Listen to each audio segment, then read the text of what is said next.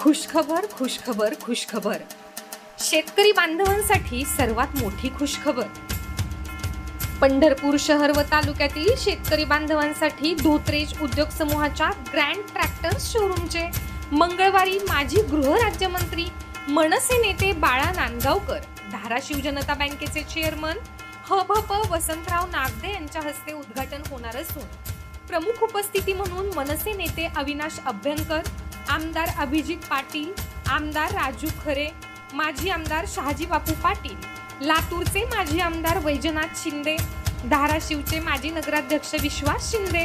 सहकार शिरोमणीचे चेअरमन कल्याणराव काळे, अनिल सावंत, JSPMचे सेक्रेटरी गिरिराज सावंत यांच्यासह अनेक मान्यवर उपस्थित राहणार असल्याची माहिती मनसे नेते दिलीप धोत्रे यांनी दिली आहे. विविध शासकीय योजनांच्या लाभासह शेतकऱ्यांसाठी अनेक महत्त्वाचे बक्षीस देऊन शेतकरी बांधवांचे हात आर्थिकदृष्ट्या सक्षम करण्यासाठी